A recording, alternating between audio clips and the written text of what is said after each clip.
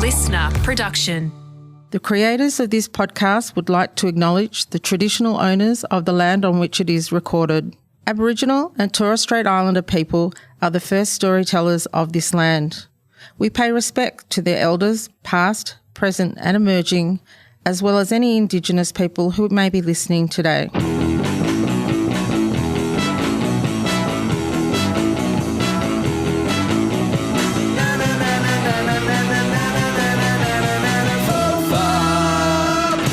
Hello and welcome to FOFOP. FOFOP in the TOFOP feed now. I guess you know that if you've already found this episode. But nice to have a TOFOP and FOFOP finally reunited. And, of course, my first guest on the new feed or the old feed. Oh, my God, I'm getting myself in a lot of knots here at the moment. But it's because when I got on this Zoom call, today's guest, it's a HamoFop. Justin Hamilton is here. And you have not stopped laughing between when we turned the Zoom on, when you tried to explain to me why you were laughing, and then we were just like, oh, you know what, let's just start recording because you can just explain to me why you're laughing and you still haven't stopped laughing. What is going on? So for anyone who doesn't know how a Zoom meeting works, the person who is hosting, which is you, sends a link. Me, as the person who's coming in, clicks on it and waits for the host to turn up. So, I was only waiting for, 60 seconds, 70 seconds. And so I was just flicking through Twitter. I'm an NBA fan. And Kevin O'Connor from the Ringer podcast had posted this thing, and all he'd written was, I'm born ready, and there's like 7 emoji laughing thingies afterwards. Anyway, so if you've never been to an NBA game before, they just know how to entertain even when the game's not on. So they do all sorts of things. There's kiss cam, there's bongo cam. They do things on the court and everything. It's an entertainment event. We've talked about this before, which is even in the game on the court. There was times where they were like, oh, you know what, this game's just a bit more boring if we stick to all the rules. So let's let the good players do whatever they want most of the time. Occasionally we'll have to call a foul or a travel or something. But just now and again, just to remind people that you're not allowed to take 6 steps before taking a layup. I mean, it just depends how good the layup is when you nail it. If you make it entertaining enough, we'll forget about the fact that you clearly and flagrantly broke the rules on the way into what you just did. And, halftime, famously, you've got the Laker girls. You've got people taking shots from halfway. There's there's some acrobat on a ladder. It is an entertainment event from start to finish. Yeah. Yeah, absolutely. Yeah, I was just thinking, if you take 6 steps before you put in a layup, that's technically a travel. And if you swing your elbow and you break the opposition's jaw, that's a foul on you. But if that dunk looks fantastic and it's going on ESPN, that's all right. You're a superstar. That's good. All right. What I would say is if you smash somebody in the face and you maybe knock them out, then it's better to do that while dunking them. That's what I would say. Pick them up and dunk them through the ring and then let the refs make a call on how entertaining that was. Put a bit of jazz on it and see how it goes from there. So anyway, this is a clip from, obviously, it's like a timeout or something like that. I have to tell you, I haven't even had the sound on yet. I've only watched it once and I've only watched it with the sound off, and immediately I have retweeted it. Anyone who follows me on Twitter will be able to find it, and I've retweeted it with, this is the best thing to happen in 2023. And it's a kid on the court. I reckon he's maybe early teens. He's in a Lakers jersey. The Laker girls are there, and he's got to get, half a minute to win it. He's got to get a score, right? And he's at the 3-point line, and this kid is the timer's running, and he's giving it to the audience. He's kind of going, come on, give me some noise. Then he's doing the cupping the hand to the ear, listening to one side of the crowd and listening to the other side of the crowd. And you think, oh, yeah, that's good. This is entertainment. He's jazzing it up. But you're watching the timer and you're going, mate, that timer's fucking going down. You've got to take a shot at some point. And with 2 seconds to go, he finally picks up the basketball and takes a 3-point shot and misses. And it is glorious. And he's also kind of nonplussed as well. This kid is entertainment. It's like he's just like, oh fuck, that happened, all right. And next minute he's getting his photo taken with the Laker girls, and it was just glorious because I kind of figured he was going to knock it in with the build up, but he misses it badly. and it's great. Well, I guess that's your one shot to get all the glory anyway. So getting it in would be fantastic, but the likelihood of you getting it in is probably quite slim, right? Sure. Like technically. So you might as well not bet on the fact that this is the equivalent of do it and ask for an apology afterwards rather than like do it first and then expect the accolade. You might as well act like a winner. Because the statistically likelihood of you actually getting to be a winner and getting to celebrate in that way is quite low. Whereas if you just start it now... Mate, you're viral now. I mean, and you're viral now. And you handled it well. It's almost as if you expected it to happen. Like I could just imagine him talking to his boys afterwards going, I just don't know. I think the ring's a bit weird. Like I could imagine he's got some. The crowd just wasn't hyped enough. No. The crowd seems pretty hyped because they're like, "What the fuck is happening?" Not hyped enough though. Take the shot, mate. But just watching the timer going down, and it's like, geez, is he even going to get off a shot? Anyway, half a minute to win it is actually the name of my 30 Seconds to Mars covers band. So, yes. Are they 30 Seconds to Mars? How many seconds to Mars is that band? Is it 30 seconds? They're definitely 30 seconds. Okay, cool. Yeah. You wouldn't want it any longer. Anyway, good on that kid. That kid does not realise he might have been entertaining a full Lakers audience, but he has made a 50-year-old man in Sydney on a Sunday morning have a genuine laughing fit. Okay, well, that's good. I'm glad. That's very nice. What a good way. What a fun way to start on a Sunday morning, like with such a vigorous laugh. I hate to bring you down, but I had some homework for this podcast. You and I were talking during the week. We will get to what is, I'm willing to call it, my new favourite TV show. We will get to that at some point in this podcast. Yeah, fucking absolutely, right? I'm guessing you're up to date as well. Yeah, so as you know, yesterday I had plans and then had one of those days where everything went wrong with my plans. And so to make up for that, I thought, you know what, I can still salvage something out of tonight, despite the fact that this day has fallen apart. I'll just make some new plans and they'll be just things. So I got some takeaway food in the place that I, found myself stuck. So, positive. What's your go-to? Well, so I was in the inner west of Sydney, right? My plan was that I'd gone over to do a podcast, so people would be able to hear this podcast at some stage. It's called Community Notice Board. It's a bunch of young Sydney comedians. It's a very funny podcast, actually. They look up your hometown. It's got a bit of the dollop. Oh, yes, yeah. Have you done it? Great. Yeah, it's great. So it's got a bit of the dollop vibes, but about where you're from. Yeah.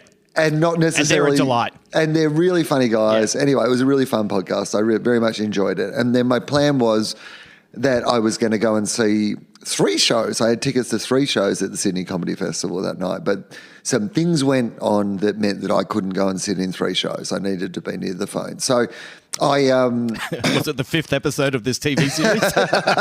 Yeah. When I say I needed to be near the phone to Justin to talk about the 5th episode of this TV series. You know what? Let's jump in. We've teased it too much now. We may as well. Really? And we can get to the other shit. We can start with the good thing and get to the shit thing. That's okay. So, no. Okay. Let's. So anyway, I decided that I would get some manouche in the inner west in Newtown and Moree of Sydney, up by the Enmore Theatre. There is a place that's been there forever called Manouche, I think is the name of it. Anyway, it's a pizza ish place. I think we've maybe eaten there before. Yeah, it does sound familiar. It's tasty, and I rarely am in the area to get some, and so I got some of that. Yeah, and I was like, you know what, I'm going to go home and I'm going to eat my manouche, and I'm going to watch the 5th episode of this TV series. So, in which it felt like everything was being explained and yet nothing was being explained, and I don't trust anything or anyone. Yeah, absolutely. Absolutely. It was like, why are you giving me all these answers and I should feel content, but I still feel like you are lying to me. I bet at least some of this is a lie, and I don't know what the purpose of it is, even if it's true. Yeah. And even in the story you're telling, there's a series of contradictions and lies. So I'm pretty sure the show is telling me that I shouldn't be trusting this thing that seems like, but also what a fucking bold move by a show that's done 4 episodes of absolutely introducing mysteries that might seem like they're never going to be solved, to have an episode where there's like, I'm just going to get one guy.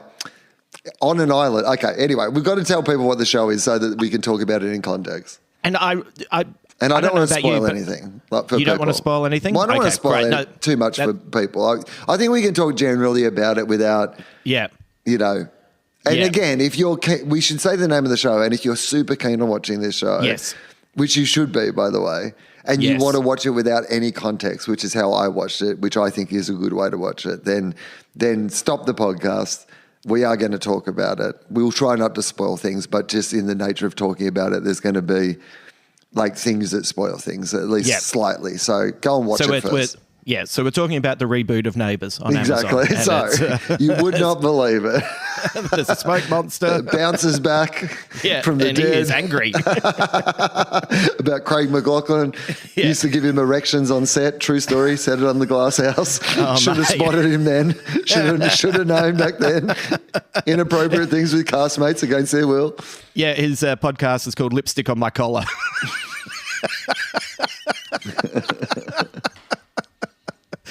Anyway. We are talking about a show that you recommended to me. So why don't you tell people what you told me? Well, anyone who has had the delight or the frustration of, knowing me or following me for a while knows that I'm a Damon Lindelof acolyte from Lost to The Leftovers, which I'm quite evangelical about, and to Watchmen. And it's his new series that he has created with one of the writers of The Big Bang Theory and Young Sheldon, Tara Hernandez. And the TV show is called Mrs. Davis. And essentially, all I knew about it going in was that there was an algorithm called Mrs. Davis that has made the world a better place to live, and there is a nun called Sister Simone who is going to destroy it. And even that felt a little bit bonkers, and I was like, I wonder what this is going to be like, and that doesn't sum up any of the craziness that I experienced in the first 16 minutes of the first episode, which I showed a friend yesterday. I said, let's just watch the first 15 odd minutes. And at the end of it, after 3 completely different things had happened, she was like, what goes on with this show? And I was like, there's even more in the next 45 minutes. So you basically just told everybody what you told me. So again, I will reiterate, if you want to watch this show without any context at all, which is probably not a bad way to watch it. Yeah. Stop now, go and watch it. You can listen to this later. Yeah. And the other thing I would say is it's a comedy. Like it very much is mainly a comedy. Is it though? I don't know. It's like there's heaps of jokes. It's very comedic. Yes, but there's heaps of jokes. But is it like strictly a comedy? Well, it's not strictly a comedy. I don't think it's a comedy. Like, I mean, I don't want to say dramedy either. No, but I think the fact that you've described what would happen if Damon Lindelof did a series with somebody who was predominantly known for writing Young Sheldon and The Big Bang Theory. Yeah. This is what would happen. Yes. But it's also so much more than that. Like, it's not just the bare minimum of what would happen. It's like combining those two things into something else, something that brings out something in each of them. Yeah. Like, well, I think I kind of point out that it's a comedy because it doesn't necessarily set it up. But look, just on a mild tangent, and this is going to make you laugh so much, talking to our dear friend Limo, and he watched the Weird Al Yankovic documentary, and he was furious. And I was like, oh, why are you furious? And he said, I'm watching it. And like in it, like Weird Al has a relationship with Madonna, but in real life, like they only met once backstage at a club, and then later on, someone asked him to do a parody of his song. That's not how it worked. He just did it. And the more Limo talked about it, I was like, do you know this is a comedy? He's like, oh, yeah, but Weird Al's life's really interesting. I said, yeah, but Weird Al does parodies, so why would he do a documentary? He's quite clearly made a mockumentary, and with everything he said to me annoyed, it made me laugh even harder, and he sold it even more. Until I told him he needs to watch it correctly. He must have been really furious at that bit where Michael Jackson ripped off Eat It for his song Beat It. Mate, he was furious that Weird Al had a six-pack. Limo, mate, what are you doing?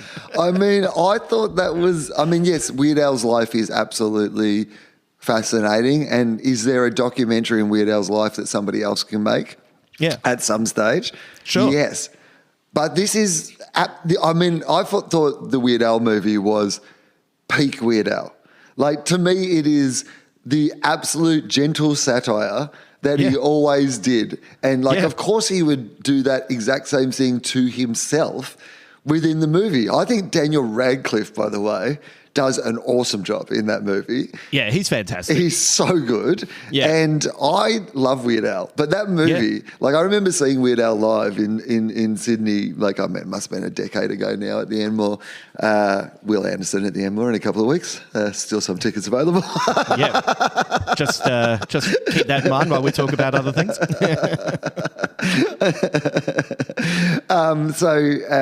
I thought his stage show was magnificent, and I've thought about it a lot since. And I think the genius of Weird Al is that his songs, like, they're really great musically. Absolutely, there's like a level of musicality that makes them great. But it's the simplicity of the parody that separates it from other parody music, right? Like, normally the parody is some reflection of the song. So whatever the popular song of the time is, the parody will be about the artist who does the song or the song itself or the lyrics of the song or the context of the song. Whereas he just, like, there was this real sort of simplicity of going, it's not beat it anymore, it's eat it. You know what I mean? Yeah. Like, and I think that's, like, there was a point in my life where I was like, oh, Weird Al isn't cool, because I got into cooler, more complex, more edgy, more satirical comedy, and Weird Al seemed a little old-fashioned and simple. But I think it's because it is that, and it's well aware that it is that, and it's authentically that. Like, I mean, the idea that Weird Al would make this biography of his life and he'd have an affair with Madonna and he'd be like his drinking and drug years. And it's like, his it's parents are telling him. hilarious. His parents telling him he's not allowed to polka. And then Lemo's sitting there going, but he was allowed to polka. No, he was encouraged to polka. It's one of my favourite furious moments from A Friend in Ages, where you're going, oh. But so this movie, this show, Mrs. Davis, they're, again, I don't want to spoil things for people, even if people have, like, decided to keep listening, but I'd love to just talk about this, because the first couple of episodes, most of the texts that I would send you were just, how did this get made? What is this? Like, just increasingly just going, what's going on? What is this? Yeah. I like it, but what is it? Yeah. Yeah. I think I said to you, when a TV show is made, you have to pitch it. Yeah. And was trying to work out how did they What pitch did you this? say? Because it's all over the place. There's magicians, there's nuns, there's a real leaning into the concept of faith in a very sincere way.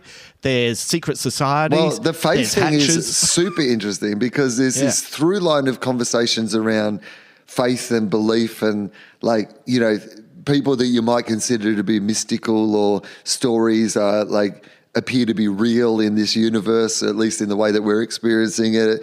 But also you've got this AI and you've got religion going head to head in the thing. But half the time I'm wrestling with, like, what side is this show on when it comes to religion? Is it in favor of it, or is this a massive satire of religion? Or like this, it's complex and compelling. Yeah. Like, it's, I think it's a satire of religion, and I think it's a celebration of faith, which I know sounds a little bit like splitting hairs, but that's what it does. It's wrestling with complex things. Yeah, this idea that things aren't all good or bad, or that some things are stories, or how much. I mean, a lot of it's about free will, whether you're choosing to go on your own missions in life or whether they're being chose for you, and, like, whether you realize that, like, sometimes you're presented with, like, a mission, but sometimes that you are just, and, like, who knows what, and the reality is. And then again, like, the episode that just happened presents on its face as being, and here's an answer to a bunch of those questions we've just posed. And the fact that, and now this is spoilers, so please, again, don't blame me if this is, because I need to just say this one thing. The fact that the answers are provided by a man who's, like, living on a mysterious island by himself, I feel is just hilarious when it comes to the Damon Lindelof of it all, because you can't watch this show because it's a show about mysteries and questions and like it's almost like a lost parody in the way that it raises these things that you imagine will never be solved or explained and that you'll have to wrestle with. And, I can imagine people who don't like it, their immediate criticism would be, oh, it's another Damon Lindelof, I'll introduce all these things. And then in like the 5th episode, they sit a guy on an island to tell you what all the answers to all those questions are, supposedly. I don't believe for a fucking minute that that's what happened, but that's what they did. And to me, that just made me, I just kept thinking that he was a guy on an island and had made that choice at some stage, and that it can't have all been, because that guy didn't need to be on an island. He could have been somewhere else for the reasons he's on that island. Yeah, he absolutely could have been somewhere else for the story to happen. Well, also, once again, this is the absolute mildest of spoilers because it literally happens in the first 7 minutes of the first episode. But it starts with him on the island and he gets off. Yeah. 7 minutes in. Yeah, he's off the island. Yeah, it's not 6 seasons. He's off. No, that all felt very pointed to me. Yeah, it was really funny. Here's an island, here's a guy on an island. We're all like, oh, here we go again, Lindelof. Guy on an island. Oh, he's off the island. Yep. And then you realise at some stage he does go back to the island. Anyway, he does. If you're listening now and you're annoyed that we're spoiling small things, that's on you. Don't worry, by the time you get to this, you will be so confused by everything else. Yeah. You'll realise that we've talked about the pasta dish, but all we've really talked about is the oregano.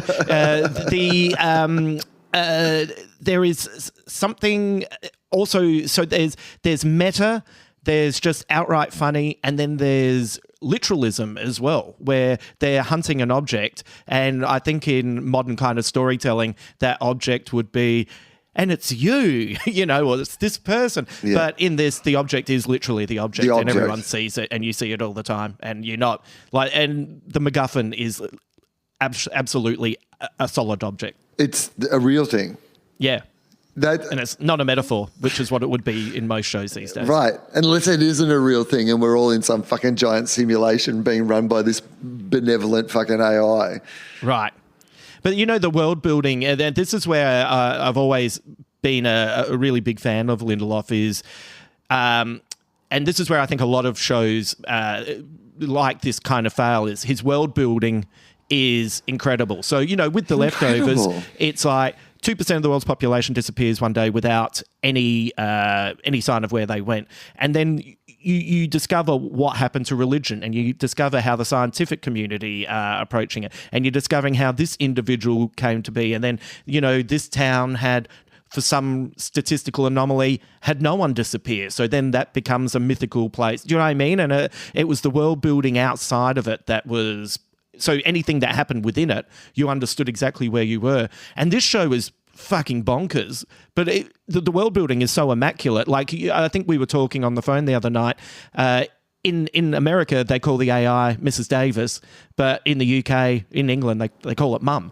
And it has different names in different countries. Yeah. And the names that it has, because it feels like it's implied that it's some sort of adaptive AI. Like, we've already seen inklings into the idea that, like, it adapts to even the personality of the person it's interacting with. So obviously, so, and at the moment we don't know if it's benevolent or malevolent. Like, there's definitely, that's what the show's exploring in a lot of ways. It's contrasting with that idea of religion. And in the same way as religions all have these central tenets, like there's always some version of the golden rule, do unto others, or, don't do unto others. There's one of those in everything. And a lot of the core principles remain to be the same. But like, Jesus is called Muhammad, who's called, like, I know they're actual separate people, but like, in the point of the religion, like, these figureheads, like, play that same position on the field, like they have the same role. And the idea that the personality that you would give that role. So Mrs. Davis, why it's called Mrs. Davis in America is it's that mythology of the kindly kindergarten or preschool teacher who, is able to, be the substitute mother figure, I imagine, right? Like, whereas that doesn't really resonate in Australia, I don't think, in the same way. That's not part of our cultural story. So, I mean, it hasn't been revealed what the AI is called in Australia, is it? Like we haven't... Sheila?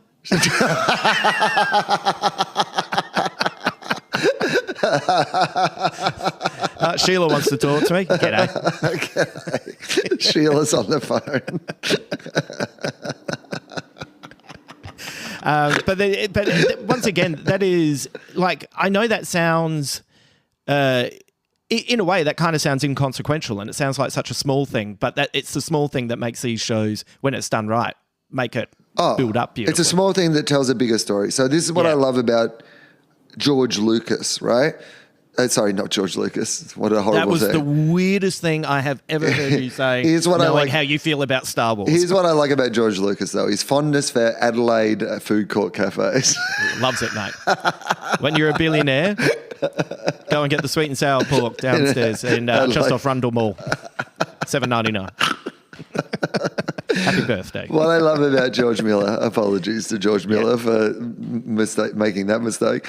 What I love about George Miller, what I particularly loved about Fury Road, I had to fill in something recently that asked me what my favourite film of the last decade was, and I had to look through a list of films of the last decade to kind of like see if I could actually make a choice. And the one that I kept coming back to was Fury Road. And the reason is that I love how the world building is done in his movies, where he just drops you into the world, and because everything is thought out, like even if you don't, like because the gear stick looks a certain way, because the whatever it is, like you don't need to know what the reason for the world building is, but if it all makes sense in the world, it's telling a bigger picture and a bigger story that you start to understand. Some of it's revealed through the story, some of it will never be revealed, but you'll kind of get a sense of why it is that.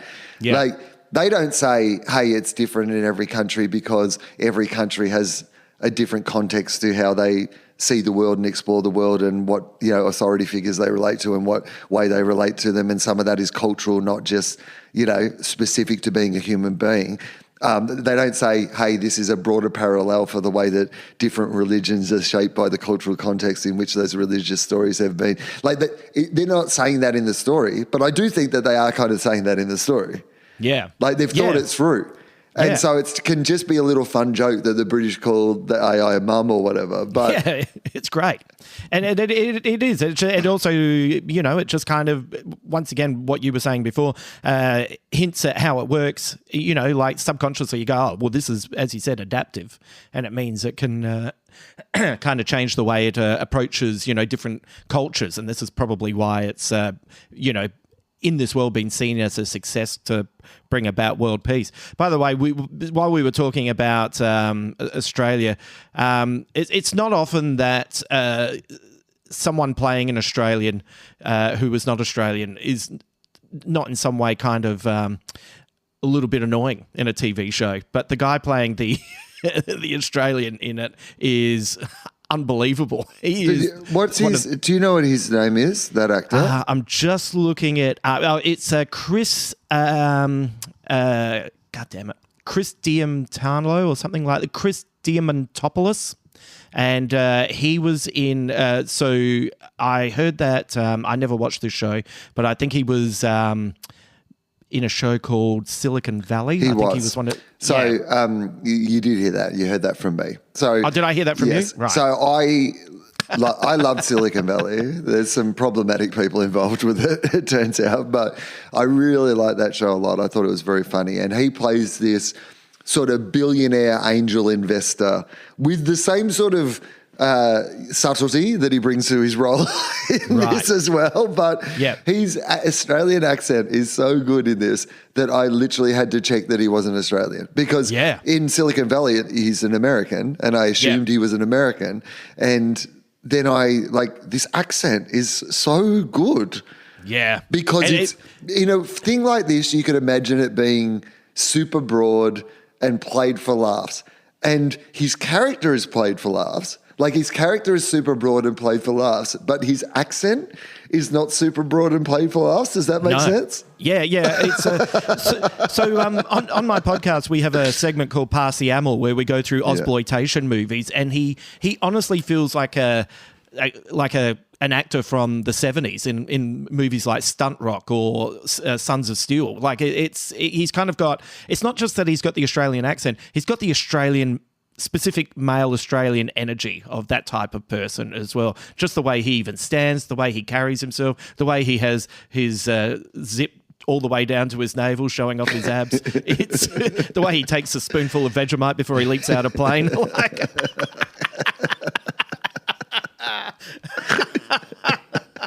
oh man, the young. I don't even want to mention it, but the ongoing joke that he has with the main male character is like, I don't want to say it because it's actually fun to realise that once you get a few episodes in, it's hilarious. There's a running joke in this that is never not funny. Never not funny. Like you always think that rule of comedy is like, you know, funny, funny, funny, not funny, not funny. Funny, funny, funny. You know what I mean? Like, you know, but this is, well, maybe there'll be a point where it's not funny to me. And then I look forward to the point where it's funny again because I hope they never stop doing it. Well, I think it's always funny because it's never the joke in the scene. It's just the thing that happens while it's the minor thing that happens while the scene is progressing. But if you're paying attention, you're always seeing it happen. Well, and the thing is that it has there's a practical reason for it in a sense. Like, you know, it is in their minds. In their minds, there is a practical reason for it. But also there's a plot explanation for their capacity to do it. Again, we're talking very vaguely here, but like it talks to your idea of world building. George Lucas drops you in it. This feels like you dropped in it. But like 5 episodes in, I feel like I don't understand the world at all, but I understand the world in which this story is taking place. Yes. Like that's what I get. Yeah. And I get it. And I get it's a world where you can't trust everything that you're seeing because they keep telling you that. Yeah, like literally, like scene after scene after scene. Literally, in every way they could possibly tell you to not believe everything that you're seeing. And then they do an episode where they're like, here are all the answers. How many of these do you believe? Yeah, and even in the so in that 5th episode where the guy gives all the answers, there is a moment that happens, and we've seen quite a few of these moments once again already that honestly took me so much by surprise. I was here watching it by myself, and I literally, old school use of the word literally, yelped because I was not expecting it, and then I was like, I can't believe they did that. But then I was like, but you really haven't done that heaps of times before. So that was kind of like the main moment where I was like, oh, do I believe this guy? Because every time I've seen that happen before, I've been like, you can't do that. And they actually haven't. So maybe they haven't this time. Justin, this is, I mean, because again, these are vagaries, but literally something happens that several times the show has in earlier episodes. Like we're told this thing as if it is to be true. Yet this show in the previous episodes has showed us several occasions of that exact same thing happening. Like in that same way, in that same exaggerated style in which it happens in the... Yeah. And like I was the same as you. Like I almost like leapt off the couch. Yeah. Like it shocked me and surprised me so much. And I was like, oh my God, I can't believe this happened. And then I was like, hang on, but it did happen the exact same way this show told you not to trust, at least on 3 other occasions. Yeah, so why would I believe it this time? but maybe it is true this time. Seems so compelling this time. Far out. It seems, yeah. Look, I think one of the things that's also important to let people know is the performances are so good. So good. That, so Betty Gilpin, who plays the lead character of Sister Simone, once again, this is something that you said to me on the phone, which is she's so charismatic and she's so compelling, but she also thinks that everything that is going on is bonkers, and she kind of acts as our proxy. So it's not like she's just accepting everything. She's constantly looking around thinking, what the fuck is this? And that's good because it's like you feel like she's somehow on your side as your proxy, your eyes into that world as well. And she's just fantastic. Like she has a lot to do and it's all great. But also Jake McDormand, who plays her friend Wiley, like a bit of Wyatt Russell, a bit of Kurt Russell's son going on there. He's great. Like he's just as compelling as her. And I think they're a great 1-2 punch for leads in a TV show. But it's also, as a TV show, from episode to episode, like can be quite big and quite small all at once as well. Like there is one thing that they, again, like this must be so annoying to everybody, to people who've seen it. And we can move on to something shit that no one will care if I spoil in a second. But like, I just want to say that the shape of the show is compelling as well, because you don't know what you're going to get in an episode. It's not like when you sat down to watch Breaking Bad, you wouldn't know what you get in the plot, but you kind of would understand mostly, apart from like the occasional episode where they were doing something for that reason to break the style. Like you'd still kind of feel like, like you have this flashback scene, the blah, blah, blah, this is how it kind of rolls out. And then eventually with Breaking Bad and a show like that, they go, this is our form, now we're going to subvert the form or we're going to mess with it but they establish a form first, whereas this is no form.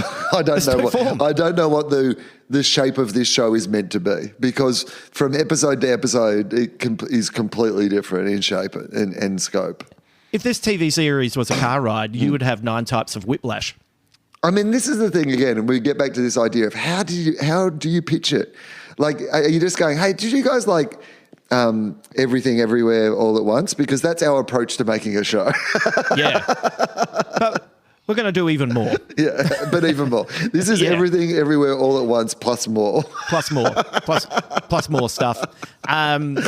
Without telling you who the character is, the actor Andy McQueen, who Sister Simone goes and visits quite a lot, he has also been fantastic, and he gives me a young Jeffrey Wright vibe. Oh, definitely. In that kind of calmness and demeanor, but still, charismatic and drawing you in. And still some complexity to the character that we're starting to see like unfold as well, which is, anyway, that one would definitely be a spoiler if we talk too much about that. No. I don't want to ruin that. That is great. But anyway, it was like, in all honesty, like, thank fuck for a TV series like this. Wow. I mean, I honestly have not enjoyed watching something as much as this in ages. Yeah. It's bonkers. Yeah. It's genuinely nuts, and it's great. So it wouldn't surprise me if at the end, like, the reveal is, like, I mean, of course this would surprise me and this is not going to be the reveal, but considering what the topic of the show is, that the entire show was AI generated. Like, because it has that feel of almost like reality but not reality if you just fed in what was important or contradictory about the nature of like existence and free will and like, various characters into an AI program to make something. Yeah. That partly this is what they would come up with. Yeah. You type into AI, who would make the best James Bond, and somehow it comes up with, Ryan Gosling and Hugh Jackman's son. You go, what? Oh, no, I guess that would be if he was English. You go, okay, sure. And that is what the TV series feels like. Anyway, I'm so glad that you enjoyed it as well. I had a feeling, but I worked really hard to undersell it. Yeah, it's compelling. Like, I mean, again, but the reason I wanted to talk about it was because if people have not heard of it, because I had not even heard of it. It wasn't on my radar at all. Again, I guess maybe this is the downside to being off social media, is that it can take you a little while to hear about things that maybe everybody was already talking about and there was a bit of buzz around about. Was there? Well, no. I think the position you're in is you can just rely on idiots like me. But it's better, but also in a way I wish, because certainly with the first 4 episodes, I experienced them in a different way to you because you were watching it regularly, whereas... Well, no, they dropped all 4 at once. All 4 at once, okay. To be honest, I'm not a binge guy, so I would watch 1 episode and I'd have to leave it for a day. I couldn't. I just was like, I need to keep watching more. Yeah. I need to see what's happening. And see if I told my mum to check it out, and 4 hours later, I just get an all caps text message, finished, and what did I just watch? How did this get made? How did this get made? I hope they filmed the pitch meeting. I just want to see them try to explain what it is they were trying to do. Yeah. Well, have you happened to be able to listen to that podcast I sent you with the creators? I haven't done that. There's a little explanation into what it's first started off as, and interestingly, it was the last meeting they both took before COVID kicked in. Oh. So, it's like, hey, this seems like a good idea. We could do this. Oh, COVID, and then slowly getting back in touch with each other and slowly building it from there. And it's interesting, Lindelof he didn't want to be a showrunner. He wanted to be in a writer's room creating kind of thing. So it's a little bit more Tara Henderson's piece. But, anyway, it's worthwhile listening to. And it actually started off as something much darker. Mm. Okay. And I'm glad that they've lent, further in the opposite I mean, direction. it still feels pretty dark too, right? Yeah. Like, all the That's themes. in the DNA. It's absolutely there. And a lot of the humor is very dark. Oh, yeah, absolutely. I mean...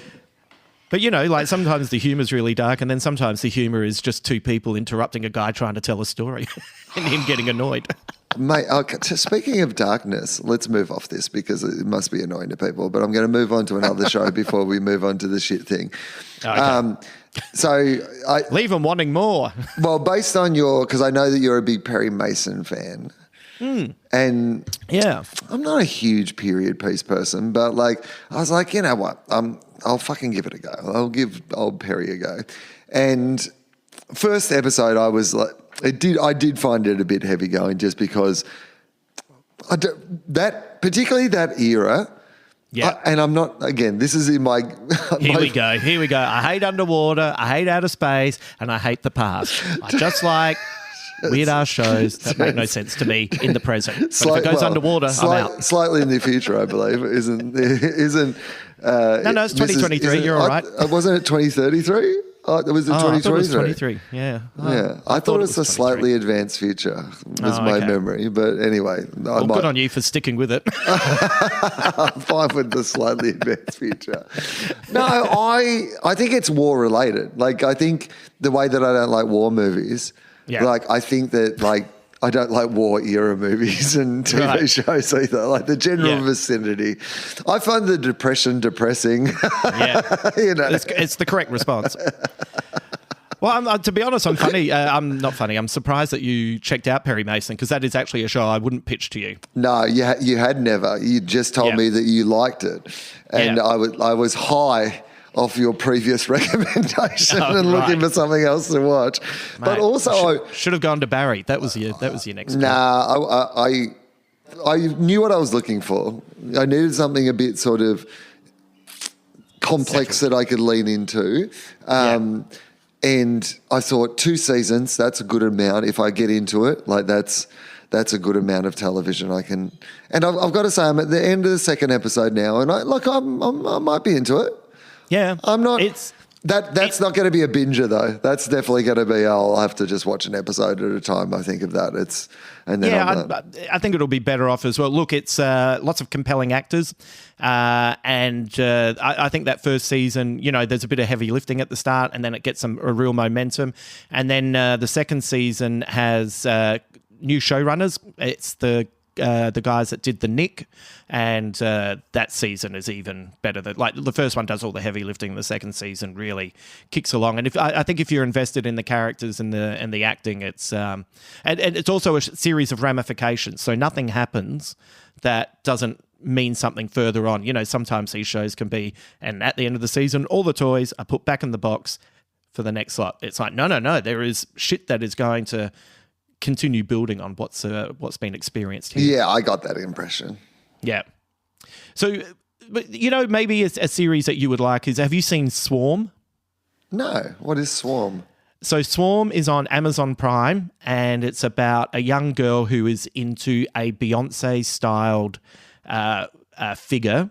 And that lead character in Swarm is Coco Bananas, and it's created by Donald Glover and another writer who I'm blanking on at the moment. And you follow this this woman as she kind of loses herself further and further into madness, and it's extremely dark, and it is quite funny, and it's also really compelling. And that becomes more and more bonkers as well. And they're shorter episodes, so I think that might be Janine Neighbours, that's who it is. So it says, essentially, an obsessed Houston-based fan goes to increasingly violent lengths for her favourite R&B singer. And that is one of those series that sometimes things will happen and you will be on your lounge talking at the TV going, what? Are you serious? You know, so that would be where I would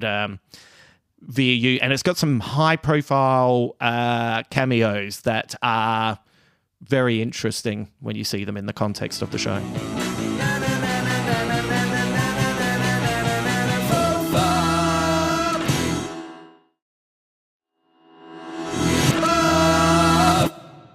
All right, well, let's talk about the terrible thing. Okay. So... Neighbours on Amazon. So, why is it coming back? It finished so well. We were having a chat about a particular movie. Speaking of things that feel like they're made by an AI algorithm, this one definitely feels like somebody just put in a whole bunch of hot people and characters and plot lines into an AI algorithm and made a movie. And you said you would never watch this movie, so I decided that I would watch this movie and talk to you about it. And the movie is the movie Ghosted. Right, yes. Okay. Look, you've kind of made it sound a little bit more passionate than I intended. It was a little bit more just no interest whatsoever. Yeah, no, that's the appropriate response. And I would recommend to people that is absolutely the appropriate response. Like it is... Man, it's like it's you know what it's like? It's like an advertisement. So in that it's all shot beautifully and it's full of beautiful people and they're all saying words. Right. Sure. I mean, if you don't pay too much attention, I guess it kind of makes sense. And if you believe, I don't know, if your sexual politics are from 20 years ago, then... Yeah, it's great. It's great, but it's horrible. Like... Right. It's written by men, and it couldn't smell more like a movie that is written by men than you've ever... Like, what these men who wrote this movie believe that... Like, essentially, this movie should be called Hot People Will Put Up With Each Other Even If They're Both Terrible People. Oh, right. Well, and weirdly, if that was the title, I would have watched that. So, look, I have to be honest... Can you give me a synopsis? Because I don't even... Or you can just tell me exactly what happens. I will tell you exactly what happens. I'm happy to run you through it. So thank you. The two actors, I won't call them by their characters' names because I do not care to learn what their characters' names are. But Chris Evans is the male lead. Right. And, formerly Captain America, Chris Evans. Yep. Formerly wearing great jumpers and Knives Out. And Ana de Armas. Ana de Armas, who was in a James Bond movie, I believe. Yeah, she was also in Knives Out. She was the maid and not the maid, but she was the poorer person, that Christopher Plummer.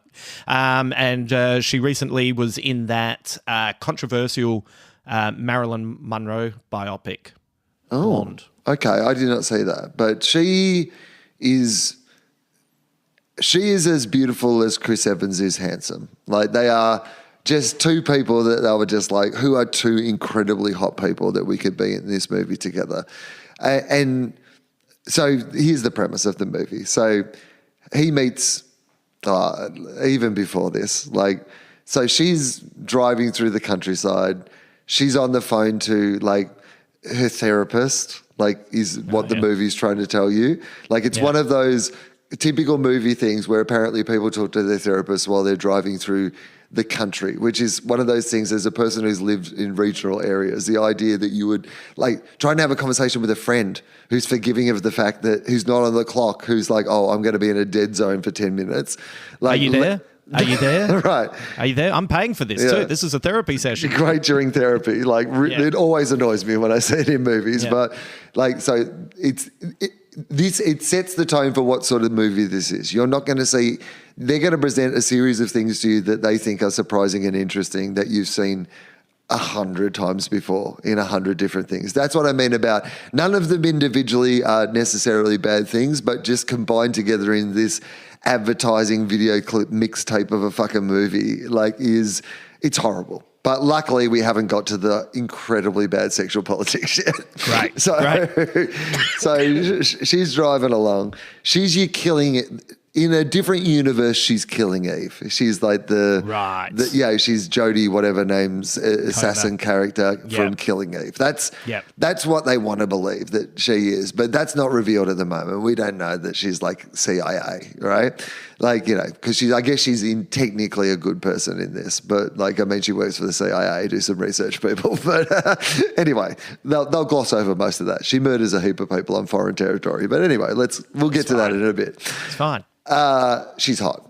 Most importantly, she's hot. She's talking to her therapist, possibly, in the car, who will later be revealed to absolutely nobody's surprise as being her boss at the CIA and not her actual therapist. But they're having a conversation about, she's seen this person who was like the same age as her. She's dead. It'll be later revealed she's the one who made her dead. But, she's having a crisis of, am I doing with what I want with my life, that I'm meant to do? Her therapist tells her don't make any rash decisions. She meets this guy at some markets. Right. So let's meet Chris Evans. He's a farmer. He's working at the farmers markets. Oh, yeah. That's all right. Yeah. So that's, you're getting that sort of like, introduction to this, like, look how this handsome guy's working as like a charming farmer's markets, like he's selling some, produce from his bloody farm. Look at this. Oh, he's got some great banter with his co-worker. She's a sassy African-American woman who goes off to get stoned in the middle of their scene. This is a great movie full of great characters. Wow. And, like, his first joke is like some terrible joke at one of those things where like he's doing in this movie, and spoilers, we'll get to this later, but he's doing, I guess, what the movie thinks is a Ryan Reynolds. Like it stinks like you couldn't get Ryan Reynolds. It's got that sort of like, I'm being a bully and I'm being like off collar or whatever, but the implication is that this is all part of our friendship, which it can be in the right hands, right? Like Ryan Reynolds most of the time carries that off really well, I think. Whereas like Chris Evans is doing that. Not doing it badly, but just doing Ryan Reynolds. It's one of those movies where for ages you'll just be like, oh my God, like why didn't they just get Ryan Reynolds? Like, this is clearly a movie that was made for Ryan Reynolds. Like, right throughout this movie, this character behaves in a way that a Ryan Reynolds character would behave. Why isn't Ryan Reynolds in this movie? Spoilers, 2 hours into this movie, for a minute, Ryan Reynolds will be in this movie. Wow, right. Does he appear in a movie version of the movie you just watched, playing Chris's character? He literally appears anyway. Look, you know what? We'll get. It would spoil too much to get to. I'll just. I don't want it spoiled. Just either. remember, Let's do it properly. Yeah. I'm going to spoil it. Don't worry. I'll tell you how it is. No, I didn't want you to spoil your retelling of the spoiler. Yeah. So she comes up, hot woman. Yeah. Because this is what I need to point out when I say hot woman. Yeah. This is not me making this judgment. This is what the movie is saying to us. Here is what we know about this woman at this point. She's reconsidering her life, and most importantly, she's hot, and she's about to meet another hot person. And so, therefore, any other regular rules of how society operates have been thrown out the window, right? Yeah, makes because sense. that is the premise of this movie, is that if two people find each other, if two hot people are lucky enough to find each other, they will ignore every other circumstance in order to, anyway. So,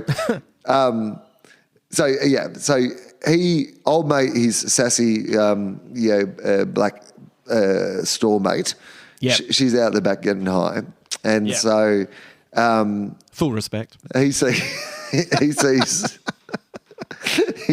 this hot woman come up to her stall. So he immediately, it's a flower stall, a plant stall. Yeah, he immediately. He pretends to be this, like the person who owns this store for a start.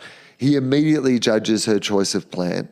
He immediately starts what would be called negging her throughout this entire interaction. And then immediately there's this scene that is played to be charming, where essentially he refuses to sell her this plant because she's away too often and she can't take care of this plant, and in good conscience he can't sell her the plant. And it's just the most manipulative, gaslighting, over entitled behavior, like to someone that you don't know, where you're lying to them immediately. The first thing is like, essentially, he says of the plant, the first thing that he says to this woman is about how it's like needy, like it's temperamental and high maintenance or something like that. Like, you know, like, and he goes, oh, like must be talking about all of my exes. Like, what a horrible thing to like say as the first thing you say to another person is to imply that all the other previous people that you've dated have like been mentally ill. Like, it's almost like the absolute like cliche of like this absolute like this movie is just a series of red flags, basically. And I'm guessing to Aramis doesn't sort of say, wow, you sound like a catch, like call him out on it or anything. Is there at least a... No, there's a back and forward banter where it sounds like they hate each other because in a way she's behaving appropriately. Well, yeah. Up until the bit. Then she becomes negative as well. And then there becomes this extended metaphor for this cactus. And what she really needs is a cactus. So she actually tells him in return. Is there a comment about she needs a big prick? Is that like, is it that bad? Is it? There's nothing that good. She needs a relationship that's spiky. Like, well, so there is an analogy or a metaphor, which is that. So it's about not needing as much attention. She basically says to him, in a better movie, she's telling him what she needs, which is that she would be open to something if it was something that only needed to be watered every couple of months, if it like you blah, blah, blah. And a normal person in this situation would be going, okay, so you're telling me this really hot girl who travels for her work is saying that she'd be into a relationship that I only need to dip in and out of every now and again, and as long as I'm cool with that and I'm not too needy and need stuff all the time. But instead, what he hears is, you know what I should be? Incredibly needy.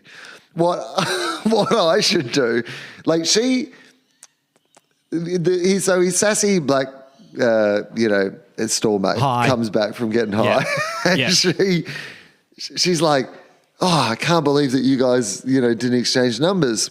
Like the way that you were yelling at each other, there was so much sexual chemistry. The movie keeps telling us that this really bad behavior is sexual chemistry. So, like, the movie is telling you that what you just saw isn't horrible and destructive and manipulative and because it's horrible. It wasn't charming. The only thing that makes the movie convince you that what just happened wasn't like awful is that they're both super hot. You've got to remember that what the movie is saying, that we want to see these two super hot people get together, and the way that we're going to do it is by getting them to say horrible things to each other and then have our high black friend come out and tell you that it's sexual so that you then abandon your stall.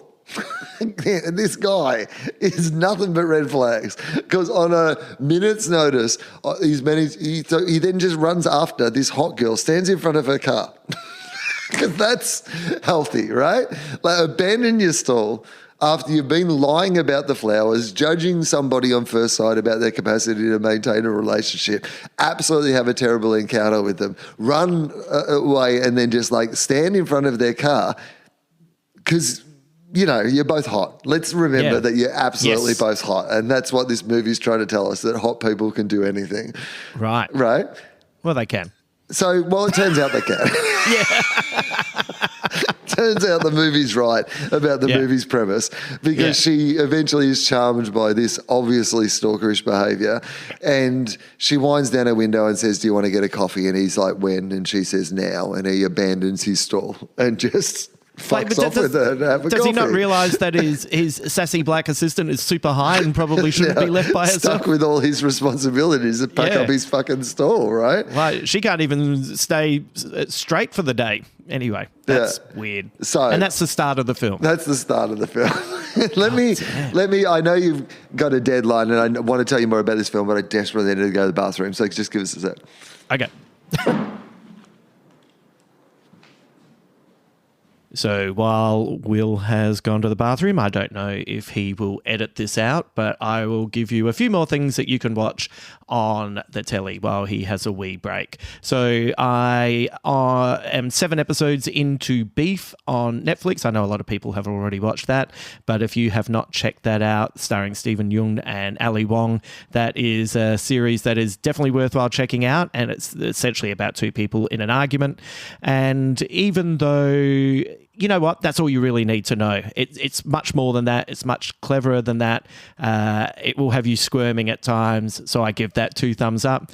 I'm into season 4 of Barry. If you haven't been watching Barry, it's about a hitman who takes acting lessons. That's all you need to know. Starring Bill Hader. It is a fantastic show. Oh, and Will's back, and that's the end of these TV suggestions for you. Sorry, I was just giving people an update if we keep this bit in. Oh, no, we should. I mean, I always appreciate if you if you keep talking. I don't require it of the guests, but I should know better that you can just keep going and I can go to the bathroom. So, all right. So I'm not going to describe every scene in this film because I would love to, but like I'm not going to. But basically, I'll save that for when we're hanging out. There is... So they spend the day together. Typical, this is your before sunrise sort of thing where they, she's pretending to be an art, she's an art valuer or something, curator. She travels the world that's her cover story that we're later going to find out, to the surprise of absolutely nobody, because it's in the fucking trailer for this thing. Like, you just have to, there's no way that you could possibly not know that she actually works for the CIA. So anyway, the next day, back at the farm, banter with his parents and the sassy younger sister about the fact that, he's got this history of bad relationships and blah, blah, blah, but he's finally met the one. He's immediately finally met the one, right? Because immediately that's a great idea, because she's hot. Right. I don't know if you remember, but she's super hot. Right. I might write it down. and he is also hot, particularly for a farmer. I mean, this farmer wants a wife, and he's identified who this wife should be. Yeah. This super negative relationship. It actually does sound like farmer wants a wife. So with guns. He basically... this is great. This is real fun stuff now. This is where the real fun stuff happens. So the sassy sister is saying all the right things to him. You shouldn't be you shouldn't go too hard on this. You've got to have appropriate boundaries. Make sure you don't text too much, blah, blah, blah. How many texts have you sent? And then there's this really funny banter where it's revealed that he's already sent 7 texts. And then there's this whole bit about how emojis don't count and emojis do count. Oh, it's real funny stuff. It's really, really funny stuff to cover the fact that he's clearly being way too over the fucking top. This, just because you've got the sassy sister saying that he's that he's doing all these really poor red flaggy behaviors, the movie will constantly tell you that it even knows that these things are wrong. That's almost what annoyed me the most is, if it was living in a world where it did not know these things were red flags, it would almost be a better movie, because at least it would be naive. But it constantly tells you that it knows the correct way to behave. It just doesn't let these characters do it ever. So here's what happens, Justin. He keeps sending messages and he keeps sending messages and he gets no messages back. So what he decides to do, he remembers that he's left his asthma puffer in her handbag. And luckily his asthma puffer has one of those little tracking devices, so he always knows where his asthma puffer is. And so he decides to go online and detect where his asthma puffer is. Or I guess you could reframe it another way. He tries to go online and spy the exact location of somebody who has decided not to communicate with him in return. So he's decided to locate exactly where they are right now. I mean, that's fun. This is a fun storyline that we're pursuing, isn't it? This fun story. So, there's kind of ways that you could have done this fine. Do you know what I mean? He could have gone on a date with her. He could have lost his asthma puffer.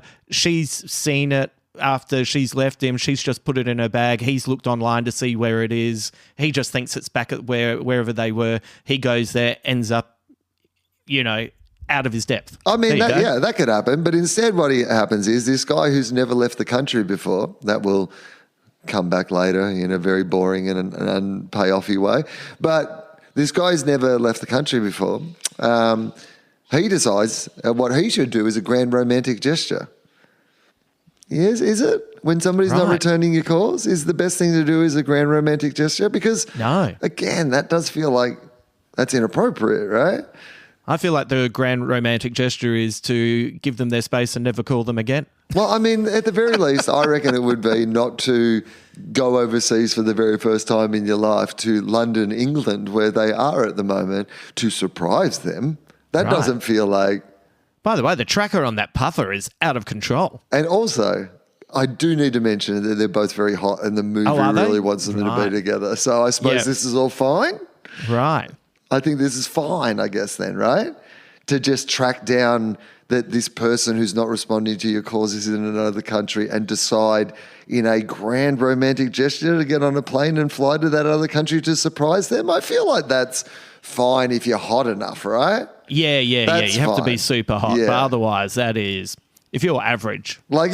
Even if you're good looking, that's too much. I'd just love to see them try to make this movie if, like, Chris Evans is an Argo and see how, like, leave Anna as, like, her, but just recast him as an Argo. Get, like, and I don't mean this in any disrespect, but I mean, like, you know, get, like, someone that the audience is just not sympathetic to because they're hot.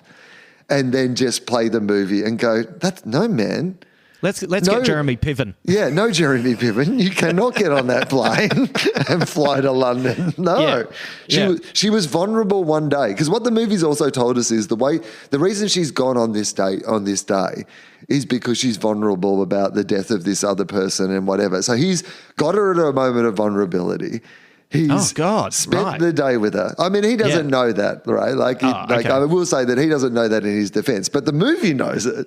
The movie is well aware that, like, she was vulnerable. They've spent the day together. He's texted her way too many times the next day. She's not responded to any of those texts. He's tracked her down, and he thinks the best thing to do is fly to another country to surprise this person at their place of work. I mean, Anyway. That's Jeremy Piven would not be allowed on the plane, right? But ironically, Jeremy Piven would probably perform it correctly. Yeah. So anyway, his parents encourage him. So this, again, the movie constantly gives us permission for him to engage in these, like, clearly bad behaviours. So the parents are like, nah, it's a grand moment. It's a grand gesture. Look in the mirror. You're hot. It's fine. The normal rules of engagement do not apply to you. Also, there's this ongoing storyline that he needs to stay at the farm to help look after his parents. His parents could not wait to ship him off to fucking London in this movie. Right. That's also a red flag. So, anyway, he flies over to London there's a bad guys who are after this assassin called the taxman or the taxman. And it turns out, twist that you'll never see coming, the taxman's not an actual man. Guess who the taxman is? It's this hot woman that he had this one date with, who turns out isn't an art historian and curator. She's actually works for the CIA, and she's the greatest assassin of all time. Wow. And so I was hoping it was going to be the high woman back at the flower store. I mean, that would be great, right? That would be good. That's the twist. But here's the great twist is that, like, now he's, like, caught up in this adventure because guess who the bad guys think the taxman is? They think it's him. They think it's him. He's the taxman. Well, he looks like a taxman, a super hot farmer taxman who's never been overseas before. And how did he get over there without a passport? And he needs his huffer. And he was able to get a passport within 24 hours, apparently. Yeah. So I guess there's that. Yeah. But no, see, Farmer has a backstory as well. He wanted to be a historian himself. Like, he wanted to be an art historian, he's written a book about the history of farming, and his dad he went back on the farm. Sounds good. Anyway, it's all whatever. He's hot. I think it's important to remember mostly that he's hot. I hope that book on the cover is a big picture of him. Yeah. Written by this hot guy. Yeah. Oh, yeah, I'll check that out. All right. Sounds great. Yeah. So anyway, he arrives in London. He's mistaken for the tax man. He is kidnapped, and then the actual tax man, his, like, person he went on a one date with, suddenly has to reckon with the fact that this guy has just appeared in the middle of her mission, got kidnapped, and then the rest of it is just unfolds exactly as you would imagine. Yeah. That the rest of it unfolds. It is a series of misadventures where the bad guys misunderstand that he is or isn't the tax man. She kills everyone. Like she is constantly murdering people. Like it turns into like at some stages like the Fast and the Furious, or it's a video game. Like she's driving. It's like they went, Speed was a good movie. What if like you could drive the bus from Speed like you were from the Fast and the Furious while also having banter with someone you're in a problematic relationship with? Like you're like, what is this now? Is this a real thing? Like, was this ever a real thing? Like, is this in the real universe, or is this in some magical universe where someone can actually do all? She's great at all those things, by the way. Like, she's a super good action star. You can definitely see why like a female first action movie with her in the lead role would be good. Yeah. But this is not it. Like, this is terrible. Well, have you seen that James Bond movie? She's kind of like the best thing in it. And she's, she gets really good lines. She's got really good chemistry with Daniel Craig. And when she leaves that movie, you're like, that's a bummer. I would have liked more of her. So, and it's like, let's do that. And it feels like they forgot to do the thing where they write something good. So the entire final culmination of this movie, because it flips back and forth with no consequences so quickly, constantly through the movie. It's one of those things where the CIA is on her side. They think she's the problem. Everyone thinks he's the thing. He has to pretend to be the tax man, blah, blah, blah, blah, blah. All through this lens of, there are so many times during this where his entitlement to what he's owed in the relationship from her is so gross.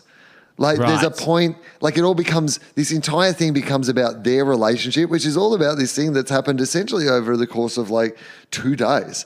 This entire thing, right? Like, it's like, how long's this been going? Right. And then there's this running thing with the cactus being the one, because he brought the cactus with him, like to England as again, this guy is bad news. And then it becomes this running joke, and then the people get killed at the cactus. Anyway, it's so...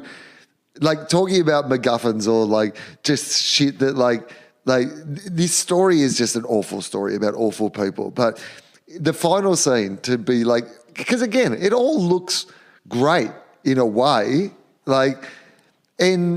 it's like the movie is like, forgive my flaws, I'm hot. Like that's the message of the movie.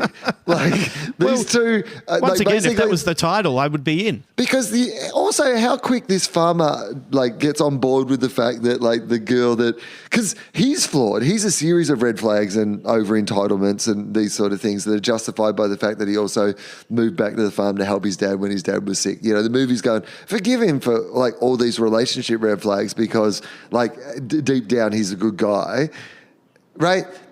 The movie is an incel. The movie is telling you to forgive his red flags because he's a nice guy. But also, she lied about the fact that she was an assassin for a good reason. Like, she's a CIA assassin. She has to keep it secret. Like, yes, she did it for a good reason. But you've literally just met this girl, had one night out with her where she lied to you about a whole bunch of different stuff.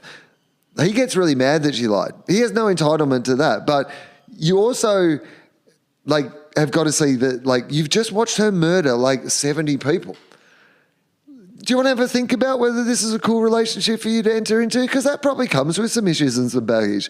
Oh, no, hang on. I need you to remember how hot she is. Oh, she yeah, is no, so hot that you should absolutely take no time to consider whether being in a relationship with somebody who murders for a living is...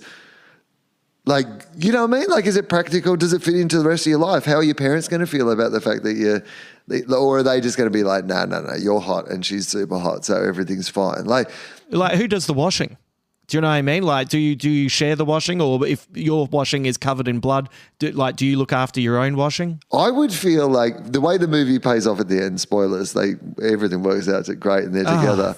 I actually was worried. There's this incredible scene where they're overseas together, like on a mission. Like, this is the payoff, which gives you a real insight into the rest of the movie. Wait a minute. So old Huffer boy who's never been overseas is somehow good with a gun and not bad in a fight and is now working for the CIA. I mean, there are a few times during the movie where you think that's going to be the turn, and then the movie just decides to, just conveniently for plot reasons, sometimes make him good at stuff, and then most of the time not good at stuff. Yeah. Like, he's no good at firing a gun until it's necessary that it is good firing gun. At one stage, he's swinging off a cliff. So she's driving this bus like it's in Fast and the Furious on a cliff in Pakistan. Like, you know, like, so there's this massive ledge. It's this old Pakistani bus that she's driving like it's a fast car in the Fast and the Furious. She literally does like a handbrake swivel, and he swings on a pole out over the cavern, like Farmer Dave, you know what I mean? Yeah. On his pole, swinging off this bus being driven like on this, like in this canyon in Pakistan.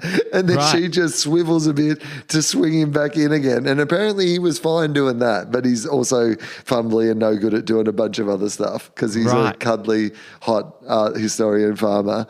Yeah. So they don't go there, luckily. Here's where they do go instead, though, is he's at some museum or whatever in wherever it is that she's off CIAing, because apparently they're allowed to do that now. He's allowed to go on missions with her.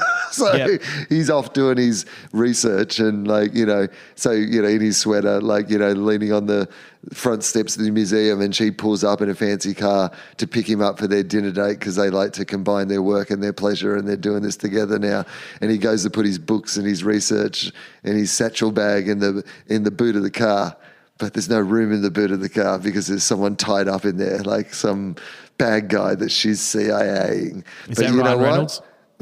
No, I'll circle back to Ryan Reynolds in a minute. So isn't that fun? That she's like just tied the guy up in the boot until they have their dinner, and then she'll go murder him or whatever, torture him or whatever. This is a fun movie. They're both pretty hot though, so let's remember that. And so Ryan Reynolds. In this movie that was clearly made for Ryan Reynolds and written for Ryan Reynolds has gone into the meeting and gone, I'll give you 2 minutes. Yeah. So what? No, we need a bit longer. So the culmination of this movie that like that good actor is in, that, like, what's the dude with he's got a big nose. He won an Oscar. Like Adrian Brody. He's a good actor, but sometimes he's in like bad films, and he's not even bad in this film. Like, he's like, again, no one's actually even bad in this film, but he's a bit Michael Caine. He's never said no to a check. No, and he certainly didn't say no to this check. And he did. Yeah. He did the job he was asked to do, you know, like, he certainly is no better or worse than anyone in the film. Like, it's just, I don't think there was any room for anyone to be particularly great in this film. But there is this, it's like so the final thing just turns into John Wick almost, right? Everyone's an assassin. Like, you know, you're an assassin. They're not assassins in this. They're bounty hunters. So it's completely different to John Wick. And it's set in this revolving restaurant. So it's this giant skyscraper. Like, it looks amazing. Like I said, you know, like this revolving fucking thing. Everyone's an assassin. All the crime lords are there. It's the meeting with the giant MacGuffin that's been right through the movie. They've needed this like code to open this box for this weapon, right? The super weapon that is at the heart of this thing that everyone's trying to get and not get. And it turns out, guess who cracked the code to open the suitcase?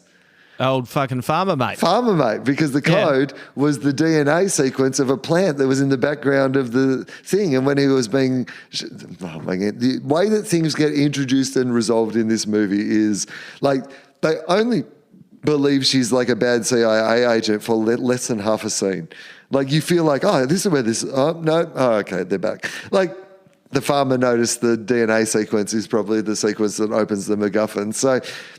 Oh, man, anyway. And the way that... So he's offered everyone money to kill her. She offers them more money to kill him. Adrian Brody, this is. But so there's just... Everyone's an assassin. They're all fighting each other. Like, who knows what's going on at this fucking point. And so John Wicky, you know, in that very much in that John Wicky way, you'll be introduced to some fully formed, you know, assassins. One of them is Ryan Reynolds. Ryan Reynolds plays a one-eyed ex of Anna Arancini. Yeah. He's a comedic one-eyed assassin ex who does like a 1.5 minute, 2 minute cameo as he's being, he does some backstory on their previous relationship, and he wants her back and also wants to kill her, and it's Ryan Reynolds and it's comedic. I hope they say that while it's happening. This is comedic. I'm Ryan Reynolds, and this is what you'd expect from me in a role like this. To be honest, that sounds even worse than what I thought it was. Oh, man. And I've yarded about 90 minutes of it. It's 2 hours long. Yeah, the fuck. That is brutal. Well, on behalf of everyone, thank you for watching it. It was. We appreciate your time and effort. That's what the cast should have said to me at the end. Yeah. Thank you. Hope you enjoyed us being hot. Well, here's some potentially good news for you. Ana de Armas is in a movie next year, and it's called Ballerina. Do you know what that is? Ballerina. Yep. Ana de Armas Ballerina. No. It also stars Angelica Houston, Gabriel Byrne, the late Lance Reddick, Norman Reedus, Ian McShane, and John Wick himself, Keanu Reeves. It's a John Wick spin-off. Oh, okay. Is she going to be one of the wiki assassins in the Wikiverse? Yeah. Okay. I'd be into that. She'd be good at that. So maybe, yeah. So it's like, why didn't you just skip from James Bond straight to Ballerina? Yeah. Well, I mean, probably money, I would imagine. Oh, yeah, you might as well. Lots and lots of money. Take a paycheck. Like, I mean, this movie is like, it is... look, now that I've thought about it a lot, if the point of the movie is that we'll forgive anything if it looks hot enough, then they made that point really well. It is they landed the plane. It is the central through line of the entire plot. Yeah. Yeah. Maybe it's one of those movies that's heaps more enjoyable if you just have it on in the background on mute, and every now and again you remember that it's on and you look up and you go, that's good for my eyes, and then you get back to doing whatever it was that was much more interesting, like vacuuming the floor. I mean, yeah, wow. Like, I knew it wasn't going to be great, but that's much worse. But I can sometimes be charmed by a not great movie. Like, I don't need everything to be great. Like, sometimes it can just be. And look, this has all the appearance of entertainment. Yeah. Yeah. Yeah. No, it does. I constantly am clear of what it wants me to be doing. To be honest, it sounds like a movie made by AI. It does. It really does. Yep. This screenplay, we'll just put it in and, yep, there it is. That seems great. Get 2 hot people, we're good to go. Was there an after credits sting? Oh, I don't know.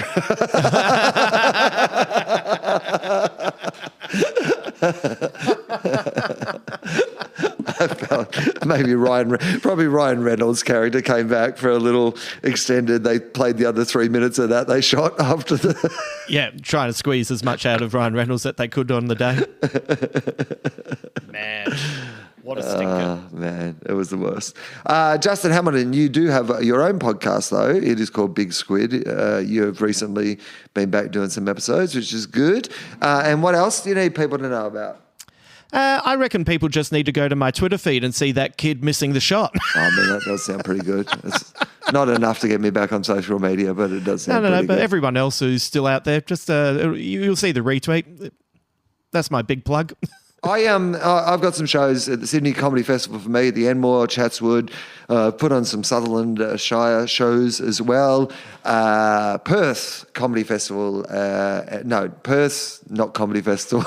I don't know.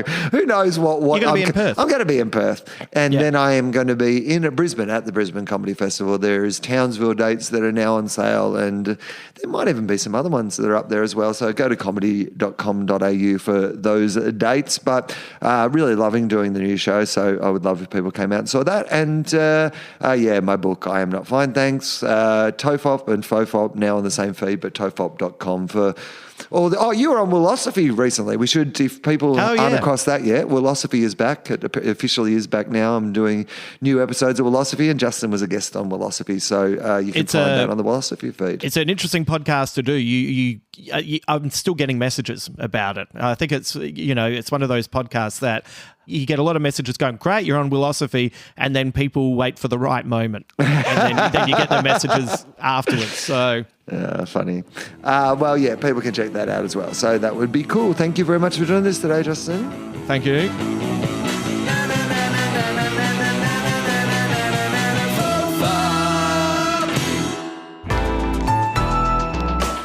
Listener.